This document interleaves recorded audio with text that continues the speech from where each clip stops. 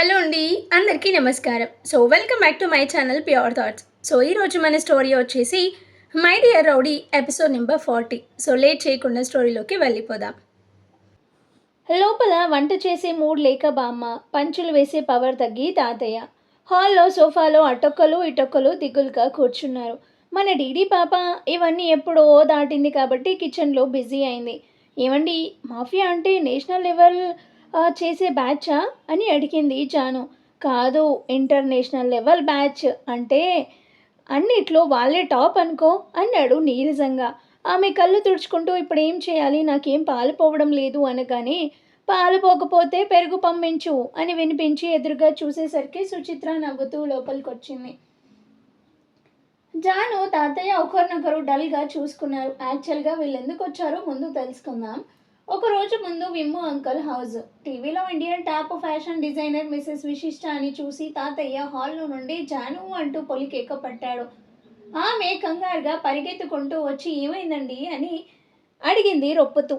ఆయన టీవీ వైపు చూపించగానే ఆ న్యూస్ చూసి ఎగిరి గంతేసి కిచెన్లోకి వెళ్ళి స్వీట్ తీసుకొచ్చి తాతగారికి తినిపించింది. ఆయన యమ సంతోషిస్తూ, అమ్మయ్య, మనం అనుకున్నది సాధించా, రామ్ మారిపోయాడు, అన్నీ వదిలేశాడు, చూడవే మన బంగారం మొహం చూడు ఆనందంతో ఎలా వెలిగిపోతుందో అంటూ తన కల నెరవేరింది, ఇటు మనకిచ్చిన మాట ప్రకారం వీరాని రామ్గా మార్చింది అన్నాడు. అవునండి, అసలు పెళ్లి రోజు ఎలా ఉన్నాడు, రౌడీలాగా, ఆ చూపులో పొగరు చెప్పొద్దు.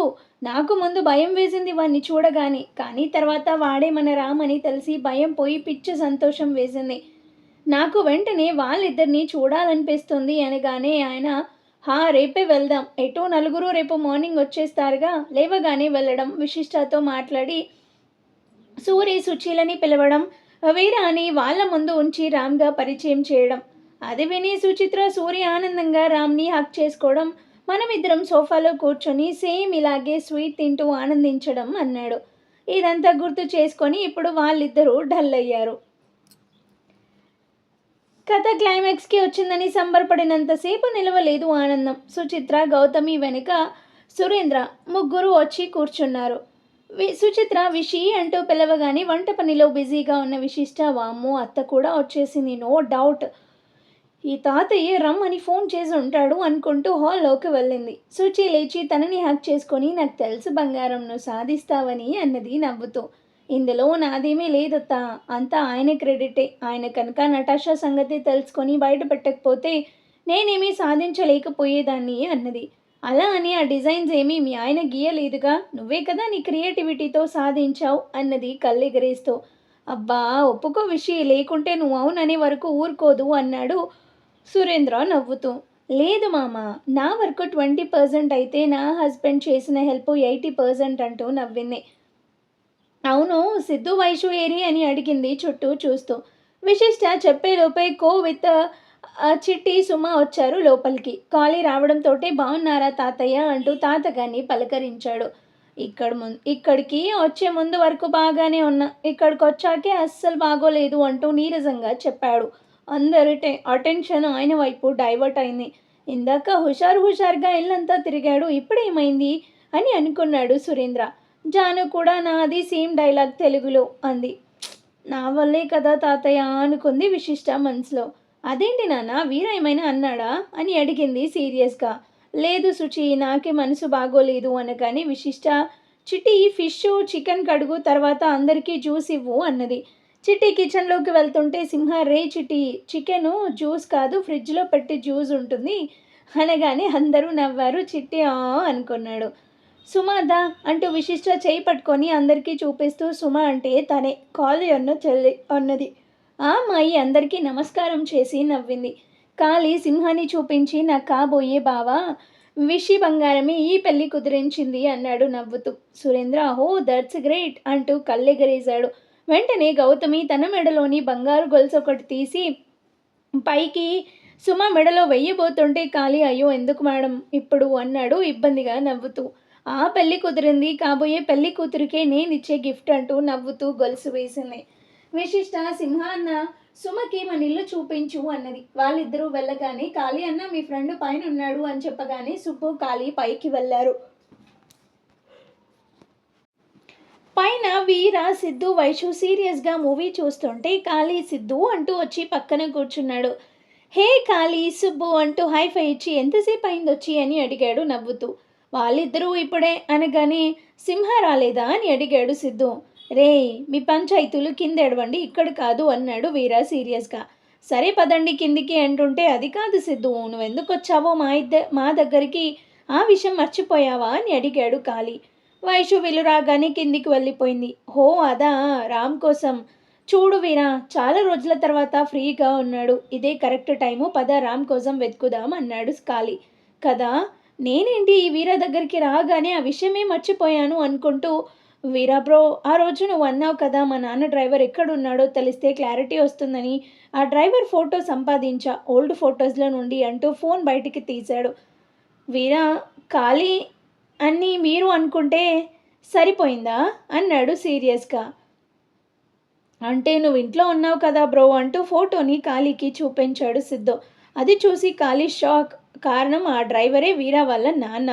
అదే పెంచిన నాన్న, అదే తాగుబోతు సుబ్బు తొంగి చూడబోతుంటే కాళీ సరే పద, సిద్ధు వీరాకి మూడ్ లేదేమో అంటూ లాక్కెళ్ళాడు. అందరూ వెళ్ళాక వీరా హమ్మయ్య పోయారు అనుకుంటూ లేచి డోర్ వేశాడు. వెంటనే విలియమ్స్కి కాల్ చేసి ఆ సంతోష్ని వాళ్ళ నాన్నని వదిలేయి అన్నాడు. అదేంటి షేర్, వాళ్ళు నీ జాన్ని కిడ్నాప్ చేశారు, నువ్వు అంటే వాళ్ళిద్దరిని లేపేస్తా అన్నాడు విలియమ్స్. వద్దు, వాళ్ళని వదిలేయి, కానీ మన మనుషుల్లో ఒకటిని ఫాలో అవ్వమని చెప్పు అన్నాడు. సరే నీ ఇష్టం అని విలియమ్స్ అనగానే రేపు రెహమాన్ బాయ్ డెన్లో సీక్రెట్ మీటింగ్ గుర్తుందిగా, 7K ఫ్లైట్ అన్నాడు. గుర్తుంది, ఎంతమంది అటెండ్ అవుతారు అని వీర అడగగానే దాదాపు 40 మంది దాకా వస్తారు, అందులో 30 మంది దుబాయ్ వచ్చే వాళ్ళే. అక్కడ ఎలా ఉండాలి, మీటింగ్లో ఎలా ఉండాలి అన్నీ రెహమాన్ బాయ్ వివరంగా చెప్తాడు. ఒక్కటి మాత్రం మళ్ళీ మళ్ళీ చెప్తున్నా షేర్, ఛాన్స్ దుబాయ్లో మీటింగ్కే అటెండ్ అయ్యి అక్కడ నువ్వు పాస్ తీసుకుంటే మాత్రం అండర్ వరల్డ్ డాన్ కిందే లెక్క. ఆ తర్వాత 50 కోట్లు క్యాష్ ఇస్తారు. నువ్వు స్విట్జర్లాండ్లో సెటిల్ అవ్వాలని డిసైడ్ అయ్యావు కాబట్టి నీ కోసం వాళ్ళే హౌస్ అరేంజ్ చేస్తారు. ఆ తర్వాత నువ్వు చేసే వర్క్ని బట్టి నీ పార్ట్నర్షిప్ డిసైడ్ చేస్తారు. ఫస్ట్ 5 సంవత్సరాలు వాళ్ళ కిందే చెయ్యాలి అన్నాడు. ఒక్కసారి చెప్పావుగా అని వీర అనగానే అది కాదు షేర్, ప్రతి మనిషికి బలహీనతలు ఉంటాయి. నేను చూసిన వాళ్ళల్లో ఎటువంటి సెంటిమెంట్స్ వీక్నెస్ లేని వాడివి నువ్వే. బట్ నేను చూసినప్పుడు నువ్వు అలా ఉన్నావు, కానీ ఇప్పుడు అలా కాదు. నీ వైఫ్ నీ వీక్నెస్, తన కోసం నువ్వు ఎంత మారావో చూశాను కాబట్టి చెప్తున్నా. నువ్వు విశిష్టతో ఇంకోసారి మాట్లాడు. ఇందులో మనీ ఎంత వస్తుందో రిస్క్ కూడా అలాగే ఉంటుంది. విశిష్ట చాలా సున్నితం. రేపు తను నిన్ను వెనక్కి లాగితే ఎక్కడ నువ్వు బెండ్ అవుతావో అని డౌట్ అనగానే తను ఒప్పుకుంది, నువ్వు ఎక్కువ ఊహించుకోకు అన్నాడు వీర. ఒప్పుకోవడం వేరు, అనుభవం వేరు. ఇప్పుడు నీ మీద ఉన్న ప్రేమతో ఒప్పుకొని ఉండొచ్చు, కానీ తర్వాత ఎప్పుడైనా నీ రిస్క్ చూసో లేకపోతే నీకు జరిగే ప్రమాదాలు చూసి భయపడి నిన్ను వెనక్కి రమ్మంటే అప్పుడు ఏం చేస్తావు అని అడిగాడు. సమస్యే లేదు విలియమ్స్, నేను ఒక్కసారి పట్టుపడితే వదలను, ఆ విషయం తనకి తెలుసు అన్నాడు. సరే మరి, బాగా ఆలోచించి తనకన్నీ చెప్పు అంటూ కాల్ కట్ చేశాడు. ఇవాళ ఈ సంత లేకపోతే జాన్కి అన్ని విషయాలు చెప్పేవాణ్ణి. సరే కానీ కానీ తన కోసం అనుకున్నాడు. చిట్టి జేబులో నుంచి ఫోన్ వైబ్రేట్ అవుతుంటే చేస్తున్న పని ఆపి బయటికి వెళ్ళి లిఫ్ట్ చేశాడు. హలో అనగానే అవతల నుంచి నటాషా, ఏమైనా తెలిసిందా అని అడిగింది. ఏంటి మేడం తెలిసేది? నేను ఇప్పుడే వచ్చాను, అసలు ఆ మాపే ఇంకా కనబడలేదు. డేంజర్ మేడం, వాళ్ళ ఫ్యామిలీ వచ్చారు, వాడికి మనుషులంటే ఎలర్జీ కదా, అందుకే పైన కూర్చున్నాడు అన్నాడు. అదంతా నాకు తెలీదు. రోనిని ఎక్కడ దాచాడో నాకు తెలియాలి. 3 లక్షలు తీసుకున్నావు, వీర ఏం చేస్తున్నాడో కూడా కనిపెట్టలేకపోయావు. నాకు ఈవినింగ్ కల్లా రోని సంగతి చెప్పలేదు, నటాషా సంగతి ఏంటో చూస్తావంటూ కాల్ కట్ చేసింది. చిచి, చివరికి ఈ లేడీ విలన్ చేతిలో కూడా తిట్లే అనుకుంటూ వెళ్ళిపోయాడు. అసలు చిట్టిగానికి నట్టు ఫోన్ చేయడం వెనుక మతలబ్ ఏంటో చూద్దాం. ఒకరోజు చిట్టికి ఇంటి దగ్గర మార్కెట్కి రమ్మని ఫోన్ వస్తుంది. చిట్టి వెళ్తాడు. అక్కడ రోని వచ్చి చుట్టూ వెతుకుతున్న చిట్టి భుజంపై చెయ్యి వేసి, నేనే నిన్ను రమ్మని ఫోన్ చేశాను అన్నాడు. నువ్వా అన్నాడు చిట్టి ఆశ్చర్యంగా. నేనే, పద నీతో మాట్లాడాలి అంటూ కార్ దగ్గరికి తీసుకెళ్లాడు. అమ్మో, నిన్ను కలిసినట్లు వీర అన్నకి తెలిస్తే చంపేస్తాడు, నన్ను వదిలేయి అంటూ వెళ్ళబోయాడు చిట్టి. ఆగువే అంటూ షోడ్ పట్టుకొని వెనక్కి లాగి, వెళ్తే నేను చంపుతా బిడ్డ అన్నాడు గొంతు పట్టుకొని. చిట్టు వణుకుపోతుంటే నటాషా కారులో నుండి దిగి వదులుతానని అన్నది కోపంగా. అది కాదు మేడం, వీడు మరీ ఎక్కువ చేస్తున్నాడు, 2 పీకితే లైన్లోకి వస్తాడు అన్నాడు. నీకు మైండ్ మోకాల్లో ఉంది, అన్నిటికీ కొట్టి పని చేయించడమేనా? కొన్నిసార్లు డబ్బులు కూడా పని చేస్తాయి అంటూ పర్సులో నుండి ఒక డబ్బుల కట్ట తీసి చిట్టి చేతిలో పెట్టింది. రోని చిట్టిని వదిలేయగానే చిట్టి ఆ డబ్బు వైపు జిగేలంటూ చూశాడు.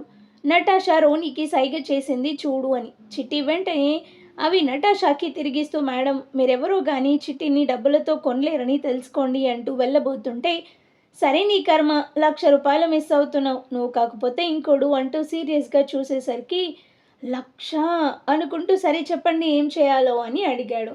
ఆ వీరాగాడు ఈ మధ్య మా దందాల వైపు రావడం లేదు, కబ్జాలు కానీ దేని జోలికి కానీ రావడం లేదు. తన భార్య గురించి మా త్రినాథ్ సార్తోనే గొడవ పెట్టుకున్నాడు. అసలు ఏం చేస్తున్నాడు?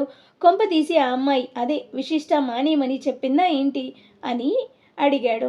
చిట్టి అప్పటికే వీర మాఫియా సంగతి సమీర్, సుబ్బు, సింహతో చెప్పడం రికార్డ్ చేస్తాడుగా, అది గుర్తొచ్చి, ఓ నీ అంత పెద్ద విషయం చెప్తే 1,00,000 ఇచ్చేది అనుకుంటూ రోని వైపు చూసి, అవన్నీ నాకేం తెలుసు, మీ మేడం మానేమని అయితే చెప్పింది, కానీ వీర అన్న అయితే ఎవరి మాట వినడు అన్నాడు. ఆ విషయం మాకు తెలుసు, అందుకే నిన్ను సెలెక్ట్ చేశా. వీర ఎందుకు ఇవన్నీ మానేశాడో తెలుసుకొని చెప్పు అన్నది సీరియస్గా. మేడం అది చాలా రిస్క్తో కూడుకున్న పని. వీరా అన్నని చూస్తేనే నాకు పై ప్రాణాలు పైనే పోతాయి. ఇంకా ఆయన పర్సనల్ విషయాలు తెలుసుకోవడం అంటే, అబ్బే 1,00,000 గిట్టదు, కనీసం 5,00,000 ఇవ్వండి, ఎలాగోలా తీసుకొని వస్తా అన్నాడు. రోని రేయ్ నీ వయసు ఎంత అని అడిగాడు ఆశ్చర్యంగా. చిట్టి 17 సంవత్సరాలు అన్నాడు నవ్వుతూ. అంత డబ్బు ఏం చేసుకుంటావురా అని రోని అనగానే, అందుకే వీరా అన్న చేతిలో ఎప్పుడు దెబ్బలు తింటావు, నీకా మాత్రం తెలివి లేదు కాబట్టి అందరూ కిసుక్కున నవ్వారు అని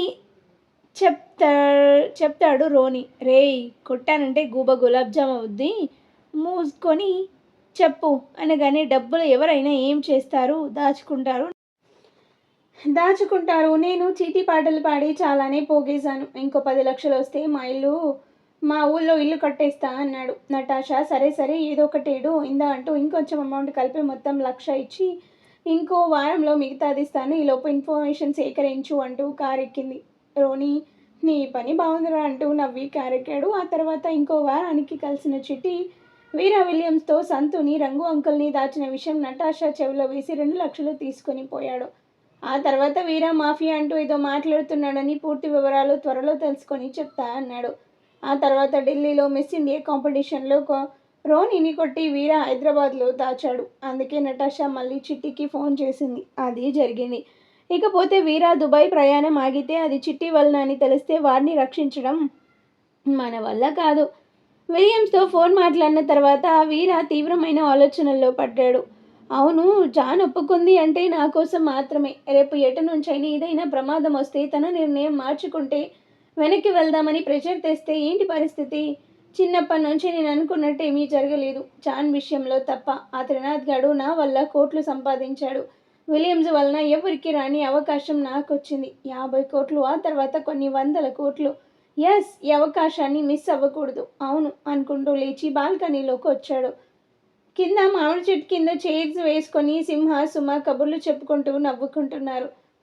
ఇది ఇల్లేనా అసలు? ఈ జాన్కి ఎంత చెప్పినా మారదు అనుకుంటూ డోర్ తీసి బయటకు వచ్చాడు. హాల్లో అందరూ కబుర్లు చెప్పుకుంటూ కనిపించారు. షో అని తల రుద్దుకుంటూ జాన్ అని పిలిచాడు. జాను లేచి ఏంటి వీరా అని అడిగింది. నేను పిలిచింది జాన్ని అన్నాడు వీరా సీరియస్గా. నాకు జాను అని వినిపించిందిలే అని జాను అనగానే విశిష్ట కంగారుగా వచ్చి ఏం కావాలి అని అడిగింది.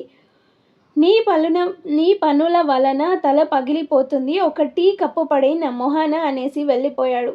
ఓయబ్బో, అంతగానం ఏం చేసావే, తన వలన కదా నీకు రావాల్సింది నొప్పి అన్నది కోపంగా. అత్త అంటూ తల తిప్పి కిచెన్లోకి వెళ్ళింది విశిష్ట. గౌతమి కూడా తన వెనకే వెళ్ళింది. బయట సిద్ధు అండ్ అందరూ కూడా క్రికెట్ ఆడుతున్నారు. తాతయ్య పోర్టికోలో దిగులుగా కూర్చొని వాళ్ళని గమనిస్తూ ఉంటే సురేంద్ర వచ్చి పక్కన కూర్చొని విక్రమ్కి ఫోన్ చేశాడు. విమో అంకుల్ లిఫ్ట్ చేసి చెప్పరా అనగానే, మేమంతా విషి బంగారం దగ్గరకు వచ్చాంరా, నువ్వు కూడా వచ్చి అన్నాడు. అక్కడికి ఎందుకు వెళ్ళారు అని అడిగాడు ఆశ్చర్యంగా విక్రమ్.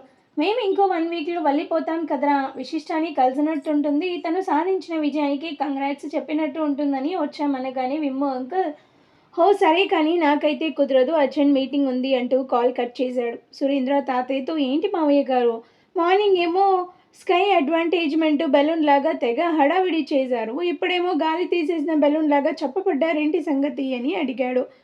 ఆయన, నా సంగతి అలా ఉంచు, నువ్వేమో సిఐడి లాగా మిమ్మల్ని ఫాలో అయ్యి వచ్చావు, కన్న బిడ్డ మీకేం తెలుసు అంటూ నా మొహాన సెంటిమెంట్ అని ఆయింట్మెంట్ పూసి బయటికి వెళ్ళావు. నేను ఇంకా ఆ వీర నాన్నతో తిరిగి వస్తావనుకుంటే మీ ఆవిడ వెనుక ఎగేసుకుంటూ వచ్చావు, ఏంటి నీ సంగతి అని అడిగాడు.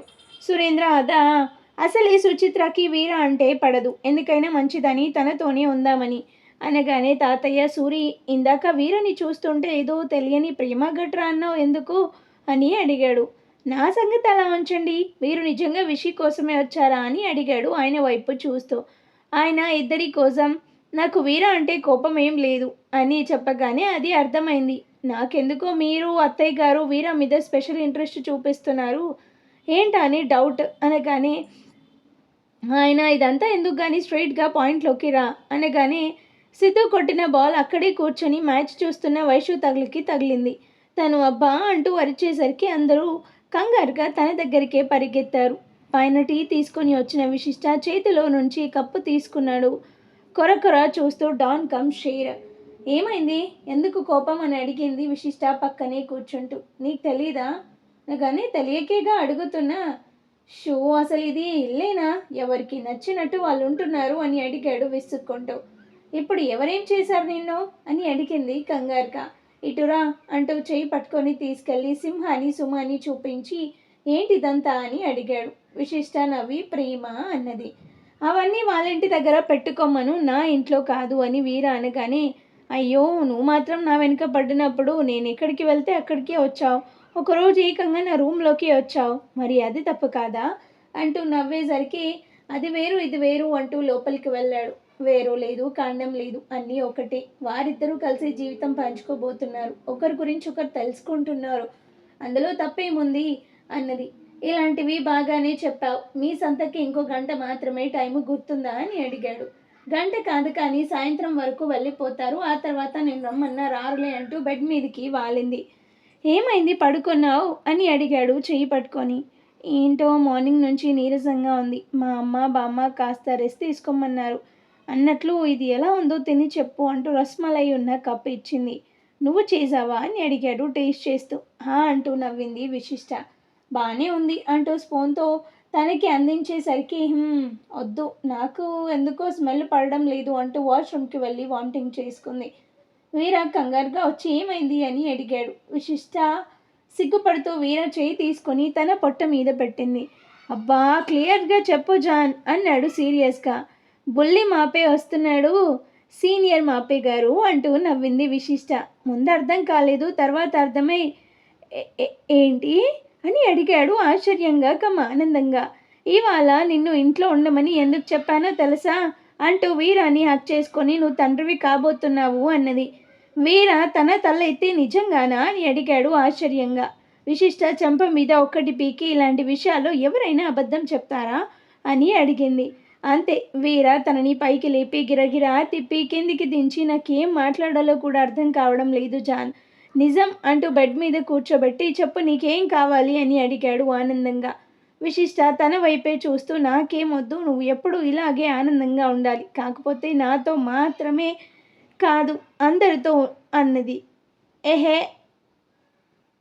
అదంతా కాదు, ఎవరూ లేని నాకు నువ్వు వచ్చి జీవితం అంటే ఏంటో చూపించావు, మనకంటూ ఒక ఫ్యామిలీ క్రియేట్ చేశావు, నీకు అంటూ పైకి లేచి అటు ఇటు తిరిగి చెప్పు జాన్, ఏం కావాలి అని అడిగాడు ఆగి.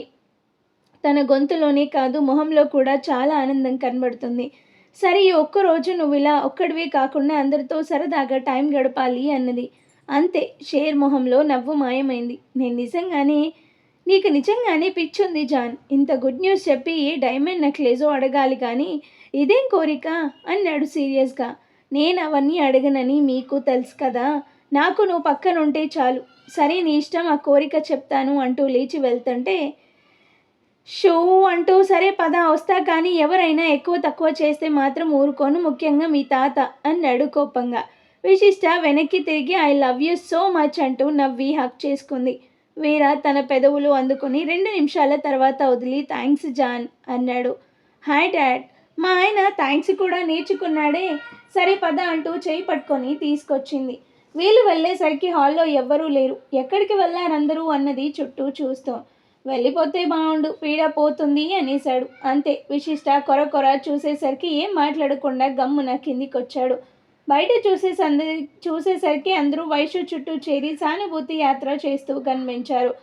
విశిష్ట అయ్యో అంటూ వెళ్ళబోతుంటే వీర జాన్ 1 నిమిషం అంటూ చేయి పట్టుకొని ఈ రోజు నుంచి నువ్వు కంగారు పడడం తగ్గించు అన్నాడు సీరియస్గా. విశిష్ట సరే అంటూ కామ్గా వెళ్ళి ఏమైంది అని అడిగింది నార్మల్ వాయిస్తో. గౌతమి సిద్ధు బాబాకి షాట్ కొట్టాడు. చిన్న దెబ్బ తగిలేసరికి నీ చెల్లి ఓ తెగ అరిచేస్తుంది అన్నది. సుచిత్ర బాగానే తగిలింది దెబ్బ అంటూ వీరా వైపు చూసి తల తిప్పింది. వీరా ఏం పట్టనట్టు వెళ్ళి చైర్లో కూర్చున్నాడు. అంతే. సురేంద్ర వెళ్ళి టక్కున తన పక్కన చేరాడు. సిద్ధు సారీ వైషు అంటూ లోపలికి వచ్చి ఐస్ తెచ్చి తల మీద రబ్ చేశాడు. అక్క స్వీట్ తీసుకురా అని వైషు అనగానే అందరూ ఆశ్చర్యంగా చూశారు. విశిష్ట ఎందుకు అని అడిగింది. నువ్వు నాకు ఇష్టం అనేగా రస్మలై చేశావు, మీ ఆయనకి మాత్రం తీసుకెళ్ళావు, ఏ నాకు పెట్టవా అని అడిగింది బుంగ మూతి పెట్టుకొని. విశిష్ట ఓ అదా అని వెళ్ళిపోతుంటే జాన్ ఆగు అని అక్కడే ఉన్న చిట్టితో రే వెళ్ళి తీసుకురా అన్నాడు వీరా. చిట్టి వెళ్తుంటే ఖాళీ అందరికీ తీసుకురా అన్నాడు. స్వీట్ తినేశాక సిద్ధు వీరా బ్రో నువ్వురా ఆడదామని పిలిచాడు. వీరా సీరియస్ లుక్ ఇచ్చి తల తిప్పాడు. ఓహో నీకు మనుషుల్ని కొట్టడం తప్ప మరేమీ రావా? ఏం చేస్తాం అన్నాడు తాతయ్య. అవును రావు, అయితే ఏంటి ఇప్పుడు అని అడిగాడు వీరా కోపంగా. ఆయన అంత కోపం దేనికి వీరేష్ అనగానే విశిష్ట తాతయ్య ఆయన పేరు వీర అంటూ కొర చూసింది. పేరులో ఏముంది కానీ సిద్ధుగాడు అంత పెద్ద కంపెనీకి ఎండి అయ్యి ఉండి కూడా చూడు చిన్న పిల్లోట్ల ఆడుకోవడానికి పిలిస్తే రావడానికి మీ ఆయనకి ఏంటి ప్రాబ్లం అని అడిగాడు. సురేంద్ర కన్నార్పకుండా వీరాని చూస్తున్నాడు.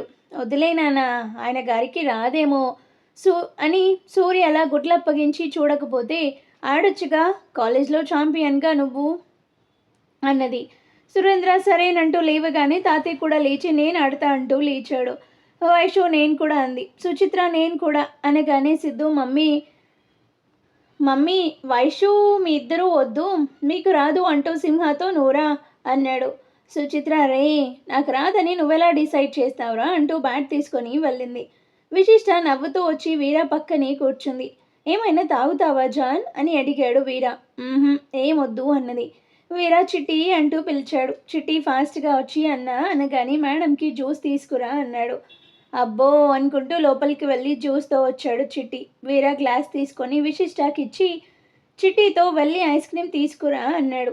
ఇంట్లో లేదన్నా అనగానే బయటికి వెళ్ళు అన్నాడు వీరా.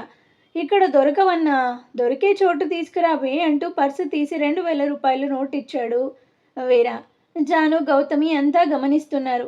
తనకి వెనిలా ఫ్లేవర్ మాత్రమే ఇష్టం, అదే తీసుకురా అన్నాడు. అన్నా ఎవరినైనా నాతో పంపించు, చాలా దూరం, కార్లో వెళ్తా అనగానే ఎవరైనా కార్లో వెళ్ళేటట్లు అయితే నీకెందుకు చెప్తాను, నువ్వు వెళ్ళి తీసుకురా అన్నాడు. చిట్టి గమ్మున వెళ్ళిపోయాడు. విశిష్ట జ్యూస్ తాగగానే ఇక్కడ ఎండగా ఉంది పద మన రూమ్లో పడుకుందు కానీ అనగానే అబ్బో ఏమో అనుకున్న రామ్కి అన్ని తాత బుద్ధలే, భార్యని అపురూపంగా చూసుకుంటున్నాడే అనుకుంటూ మురిసిపోయింది జాను. అత్త నాకేం ఏదో డౌట్ కొడుతుంది విశిష్టాన్ని చూస్తుంటే, వచ్చిన దగ్గర నుంచి చూస్తున్నా అన్నది గౌతమి. ఏం డౌటు అని అడిగింది ఆమె ఫిషిరాలనే చూస్తూ. తను ప్రెగ్నెంట్ ఏమో అని అన్నదో లేదో జాను నిజంగానా అంటూ పైకి లేచింది. వీరా ఫోన్ రింగ్ అవ్వడం చూసి హలో ఓకే సరే నేను వస్తున్నా అంటూ కాల్ కట్ చేశాడు. విశిష్టతో జాన్ విలియమ్స్ ఎందుకు అర్జెంటుగా రమ్మని ఫోన్ చేశాడు, నేను వెంటనే వచ్చేస్తా, నువ్వు జాగ్రత్త సరేనా అంటూ లోపలికి వెళ్ళాడు. విశిష్ట తన వెనకే వెళ్ళి తొందరగా వచ్చే ప్లీజ్ అన్నది చెయ్యి పట్టుకొని. తప్పకుండా అంటూ తన నుదుటిన కిస్ చేసి కార్ కీస్ తీసుకొని ఫాస్ట్గా వెళ్ళిపోయాడు. విశిష్ట అక్కడే సోఫాలో కూర్చోగానే జాను గౌతమి వచ్చి ఎంక్వైరీ చేసి విషయం బయటికి లాగారు. అంతే. విషయం విని జాను బయటికి పరిగెత్తింది. విమ్ము అంకుల్కి కాల్ చేసి విషయం చెప్పి వెంటనే రమ్మన్నది గౌతమి. సిద్ధు నువ్వు బాబాయివి కాబోతున్నావు, శుచి నీకు మనవరాలు వస్తోంది అంటూ అరిచింది జాను. జాను అలా చెప్పగానే అందరూ షాక్ అయితే సురేంద్ర అంకుల్కి మాత్రం తీవ్రంగా కొట్టింది. మనవరాలేంటి అని అడిగింది ఆశ్చర్యంగా సుచిత్ర. అదేనే నువ్వు సురేంద్ర అంకుల్ అప్పటికే చెవులు కళ్ళు అప్పగించి దగ్గరికి వచ్చేశాడు. జాను విషయం అందరికీ అర్థమయ్యేలా చెప్పు అంటూ ఆమె చేతిని నొక్కారు తాతయ్య. సురేంద్ర అంకుల్ చూసేశాడు. జానుకి అప్పుడు కానీ ఆత్రం తగ్గి ఆనందం కంట్రోల్ అయ్యి విషి నెల తప్పింది, తనకి పుట్టబోయే పాపకి నువ్వు బామ్మవే కదా అవుతావు, అందుకే అలా చెప్పా అంటూ కవర్ చేసింది. అంతే, అందరూ ఫలో అంటూ లోపలికి పరిగెత్తారు. తాతయ్య జాను చేయి పట్టుకొని ఆపి, కొంచెం తట్టుకో, విషి చెప్పొద్దు అంటే ఎందుకంత తొందర అంటూ మందలించి లోపలికి తీసుకెళ్ళాడు. అక్క అంటూ వైషు విశిష్టాన్ని హక్ చేసుకొని, నేను పిన్నిని అవుతున్నానా, సూపర్ అంటూ తెగ ఆనందపడిపోయింది. సుచిత్ర విశిష్ట నుదుటిన ముద్దుపట్టి కంగ్రాట్స్ బంగారం అన్నది. అయితే నా మేనకోడలు వస్తుందన్నమాట అంటూ తెగ సంబరపడిపోయాడు కాళీ. అరగంట పాటు అందరూ ఒకటే హడావిడి గొడవ. జాను తాత రామ్ కూడా ఉంటే బాగుండేది అనుకున్నారు. అయితే సింహ ఆ మాటే అన్నాడు. అబ్బా విషి ఇంత హ్యాపీ టైంలో వీర ఎక్కడికి వెళ్ళాడు అని. వాడుంటే ఇలా ఉండనిస్తాడా, రోస్టర్ మొహం వాడు అని తిట్టుకుంది సుచిత్ర. లంచ్ టైంకి విమ్ము అంకుల్ కూడా వచ్చారు. ఎంతైనా పెద్ద కూతురు మనవరాలు అనేసరికి రావడమే, స్వీట్లు పండ్లు ఇంకా విశిష్టాకి ఇష్టమని ఐస్ క్రీమ్ తీసుకొని వచ్చాడు. విశిష్టాని దగ్గరికి తీసుకొని చాలా హ్యాపీగా ఉంది విషి అంటూ నుదుటిన ముద్దు పెట్టాడు. అది చూసి Suchitra Surendra shock. Vim uncle అంతలా ఫీల్ అవ్వడం ఆశ్చర్యమే. మరి గౌతమి జాను అందరినీ లంచ్కి పిలిస్తే సురేంద్ర ఇంతమంది ఉన్నాము, సరదాగా కింద కూర్చొని భోజనం చేద్దాం అన్నాడు. అందరూ సరేననడంతో సుమ వైషు గౌతమి అందరికీ సర్వ్ చేశారు. విశిష్టాని మాత్రం కదలనివ్వలేదు. తర్వాత గౌతమి తనకి తినిపించింది. విశిష్ట వీరాకి కాల్ చేస్తూనే ఉంది, తను కట్ చేస్తున్నాడు. వెంటనే మెసేజ్ చేసింది, మిస్ యూ, నేనింకా మన బేబీ అంటూ. రిప్లై రాకపోవడంతో కొంచెం అప్సెట్ అయింది. తర్వాత జాను, విషి పద అలసిపోయావు, కాసేపు రెస్ట్ తీసుకుందువు అంటూ బెడ్రూమ్లోకి తీసుకెళ్ళి డోర్ వేసింది. వాళ్ళు వెళ్ళగానే అందరూ తల రూమ్లోకి వెళ్ళారు. అప్పుడొచ్చాడు చిట్టి. హాల్లో సురేంద్ర సుబ్బు తప్ప ఎవరూ లేరు. కామ్గా ఐస్ క్రీమ్ ఫ్రిడ్జ్లో పెట్టి ప్లేట్లో లంచ్ పెట్టుకొని తిన్నాడు. లోపల జాను, విషి నాకు ఇవాళ ఎలా రియాక్ట్ అవ్వాలో కూడా అర్థం కావడం లేదు. రామ్ గురించి అంత పెద్ద రహస్యం చెప్పగానే గుండె ఆగినంత పనైంది. మళ్ళీ నీ సంగతి తెలిసాక గుండె తిరిగి కొట్టుకుంది. అందుకే నా మాట విని వాణ్ణి నెమ్మదిగా మార్చు. పుట్టబోయే బిడ్డ కోసమైనా మారతాడనే నమ్మకం ఉంది, ఏమంటావని అడిగింది. చూద్దాం కానీ నువ్వు ముందు తలుపు తీయి, అత్త అమ్మ వస్తారు అన్నది. జాను వెళ్ళగానే విశిష్టాకి మళ్ళీ కాల్ చేసింది. వీరా లిఫ్ట్ చేసి చెప్పు జాన్ అన్నాడు. నేను కాదు, నువ్వు చెప్పాలి. ఎప్పుడు వస్తున్నావు, అసలు ఏమైనా తిన్నావా లేదా అని అడిగింది. తినలేదు, కొంచెం అర్జెంట్ పనిలో ఉన్నా, మళ్ళీ కాల్ చేస్తా, నువ్వు తిన్నావా అని అడిగాడు. అన్నది డల్గా.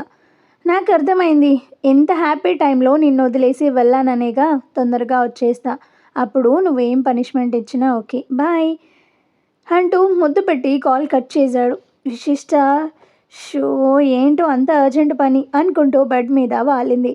సిద్ధు వైషు టెర్రస్ మీదకి వచ్చారు. వాతావరణం చాలా చల్లగా ఉన్నది. సిద్ధు తనని ఎత్తి పెట్టగోడ మీద కూర్చోబెట్టి తన పక్కనే కూర్చున్నాడు. ఇంతకీ నువ్వెప్పుడు చెప్తావు అని అడిగాడు. ఏంటి అన్నది వైషు ఎగాదిగా చూసి. అదేనే గుడ్ న్యూస్, నెక్స్ట్ మంత్ బావా అంటూ నవ్వింది వైషు. ఏంటి అంత ఫాస్ట్గానా, మరీ నెలేనా అంటూ ఆశ్చర్యంగా ఫేస్ పెట్టాడు. మరి ఎగ్జామ్స్ రిజల్ట్స్ వచ్చేది అప్పుడేగా బావా అన్నది వైషు. నువ్వు మాట్లాడేది ఎగ్జామ్స్ గురించా అంటూ నోరు తెరిచాడు సిద్ధు. ఇంకా దేని గురించి అనుకున్నావు అంటూ అమాయకంగా ఫేస్ పెట్టింది వైషు. షో మొద్దు అంటూ తల మీద మొట్టికాయ వేసి మనతో పాటు పెళ్ళైంది వాళ్ళే నయం, ఫాస్ట్గా ఉన్నారు అంటూ బిక్క మొహం వేశాడు. బావా ఐఎమ్ జస్ట్ 21, ముందు నా ఎంఎస్ కంప్లీట్ అవ్వాలి,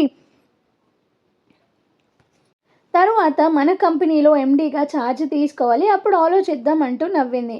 అంటే అప్పటిదాకా నో కిడ్సా అని అడిగాడు ఆశ్చర్యంగా. కిడ్స్ ఎందుకు లేరు, మా అక్క వాళ్ళకి పుట్టే పిల్లలు మన పిల్లలేగా, వాళ్ళతో ఆడుకో అన్నది. వాళ్ళు మనతో ఉండరు కదే, అదంతా కాదు, నాకు నువ్వు కూడా గుడ్ న్యూస్ చెప్పు. అసలు ఎందుకు ఎంఎస్? నువ్వు చదవకపోయినా మా బాబు నిన్నే ఎండి అని ఫిక్స్ అయ్యాడు. అందుకొని అంటూ తన లిప్స్ అందుకున్నాడు. వైషు తనని తోసి గోడ దిగి పారిపోతుంటే వెనక్కి వచ్చి చేయి పట్టుకొని లాగాడు. మెడ మీద ముద్దులు పెడుతూ, ప్లీజ్ వైషు, నాకు చిన్న పిల్లలంటే చాలా ఇష్టం. నా కోసం ఒప్పుకో అన్నాడు. వైషు నవ్వుతూ తనని హక్ చేసుకుంది. వాన మొదలైంది. ఇద్దరూ కిందికి దిగారు. చిట్టి గదిలో అందరూ టీవీ చూస్తూ కూర్చున్నారు. గెస్ట్ రూమ్ ఇంకోటి ఖాళీగా ఉండటంతో వైషు సిద్ధు చేయి పట్టుకొని అందులోకి తీసుకెళ్లి డోర్ వేసింది. సాయంత్రం 6 గంటలు. వాన అప్పుడే కొంచెం తగ్గుతుంది. అందరూ టీ తాగుతూ హాల్లో కూర్చున్నారు. అత్త, మనం యూకే వెళ్ళిపోతే వీళ్ళందరినీ మిస్ అవుతాం కదా అని వైషు అనగానే విశిష్ట వైపు చూసి ఏడుస్తూ వచ్చి హక్ చేసుకుంది. అంటే నెక్స్ట్ వీకు మీరు వెళ్ళిపోతారా అని అడిగింది విశిష్ట దిగులుగా. అవునరా, చాలా ఇంపార్టెంట్ ప్రాజెక్ట్ వచ్చింది. ఇంకా 15 రోజుల్లో మొదలవుతుంది. అందుకే నెక్స్ట్ వీక్ వెళ్ళాలి అన్నాడు సురేంద్ర. అందరూ డల్గా అయ్యారు. నిజం సిద్ధు, నీకు చాలా పొగరు అనుకున్నా, కానీ నువ్వు చాలా మంచివాడివి.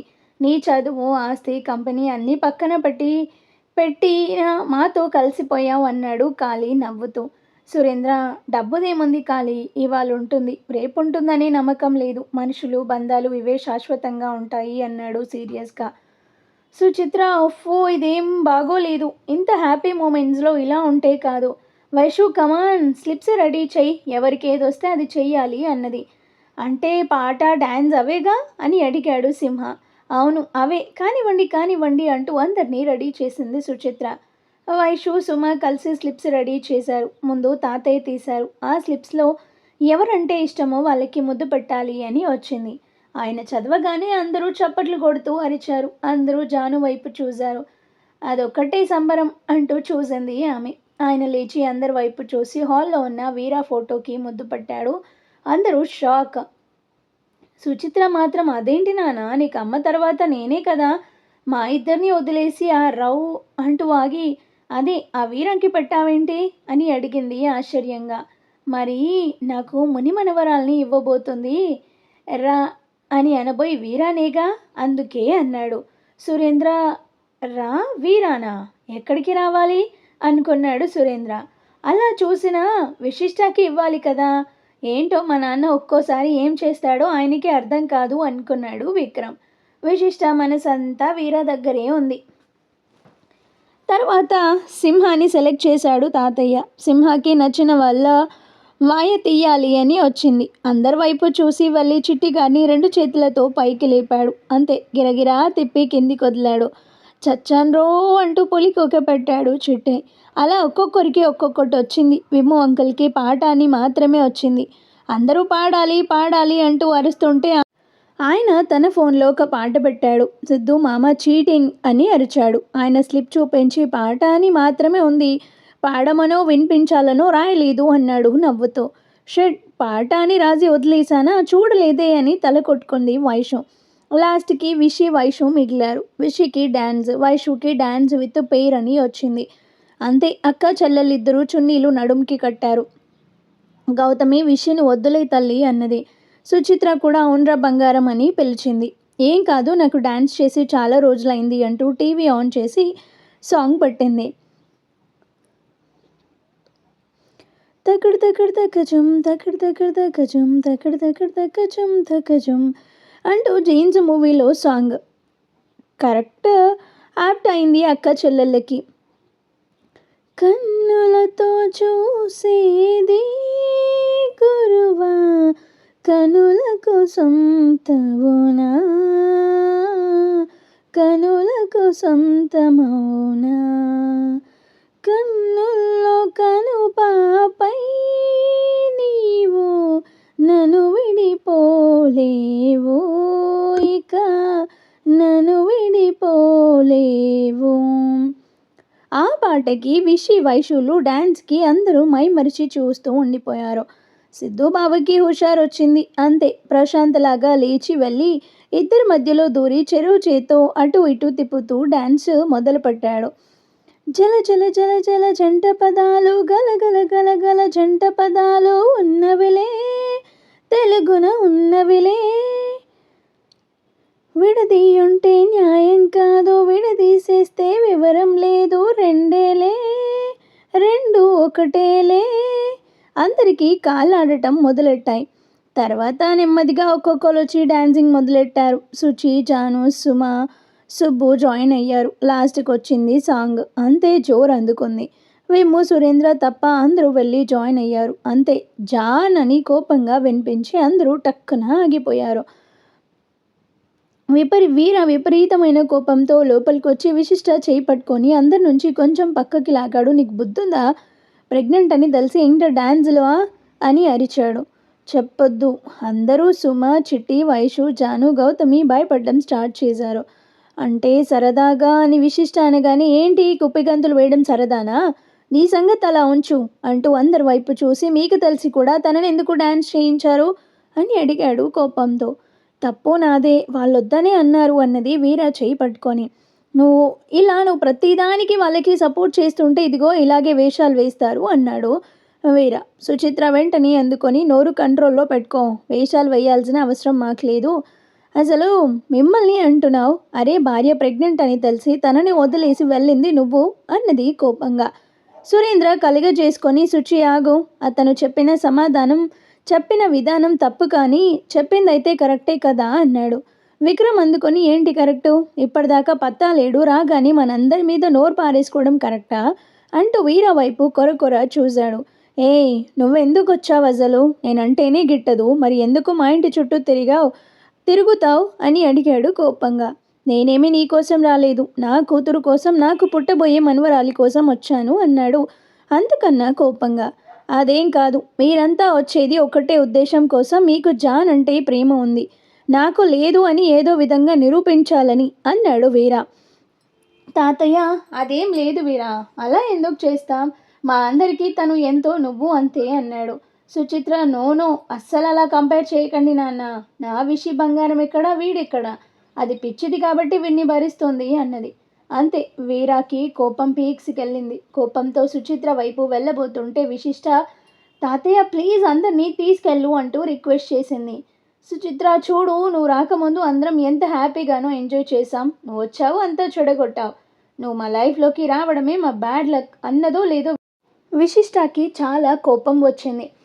మరి ఆ తర్వాత ఏం జరిగింది అనేది మనం నెక్స్ట్ ఎపిసోడ్లో చూద్దాం.